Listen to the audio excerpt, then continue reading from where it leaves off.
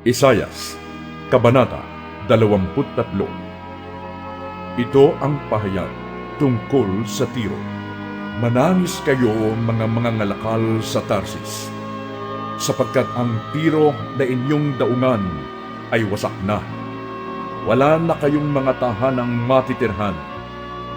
Ito'y inihayag na sa inyo mula sa lupain ng Cyprus. Tumahimik kayo, mga nakatira sa dalampasigan, kayong mga mangangalakal ng Sidon. Nagpadala kayo ng inyong mga mensahero sa ibayong dagat upang bilhin at ipagbili ang mga trigo ng Sihor, ang trigong inani sa kapatagan ng Nilo, at upang makipagkalakal sa lahat ng bansa. Lunsod ng Sidon, mahiya ka naman, isinusuka ka na ng karagatan, sapagkat ganito ang kanyang pahayag: kailanmay hindi ako nagkaanak, wala akong pinalaking mga anak na lalaki at babae. Kapag umabot sa mga Ehipsyo ang pagkawasak ng Tiro, sila'y tiyak na magigimbal at mapapahiya. Tumawid kayo sa Tarsis, manangis kayo mga nakatira sa dalampasigan. Ito ba ang masaya at maingay na lunsod ng Tiro na natatag noon pang unang panahon? Ito ba ang lunsod na nagsugo ng mga mamamayan sa ibayong dagat upang dooy magtayo ng mga bayan?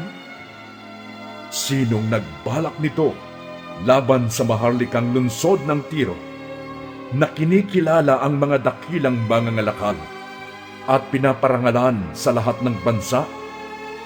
Si Yahweh na makapangyarihan sa lahat ang nagplano nito upang hamakin ang kanilang kataasan at hiyain ang mga taong dinadakilan ng sanlibutan.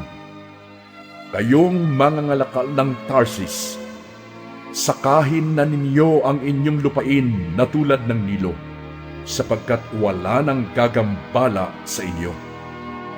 Ang parusa ni Yahweh ay abot hanggang sa ibayong dagat at ibinagsak ang mga kaharian.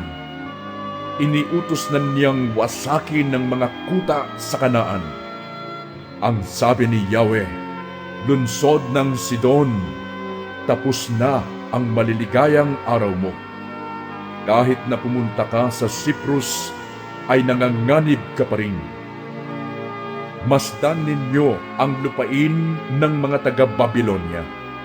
Ang bayang ito ay hindi Assyria, at ang Tiro ay pinananahanan na ng mga ligaw na hayop. Pinaligiran siya ng mga tore at mga kuta, at winasak ang kanyang mga palasyo.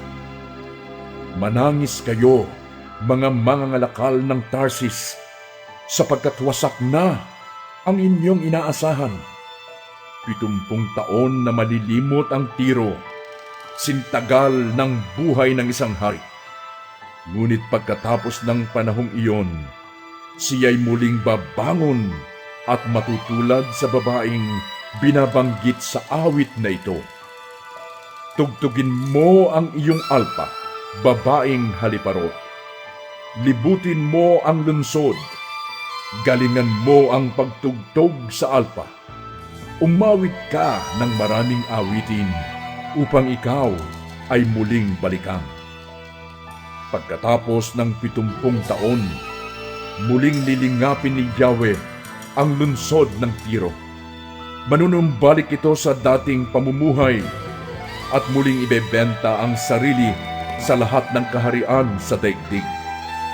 Ang kanilang tutubuin sa hanap buhay ay hindi na nila iipunin. Sa halip, ito'y ihahandog nila kay Yahweh upang ibili ng pagkain at kasuotan ng mga taong sumasamba sa Kanya.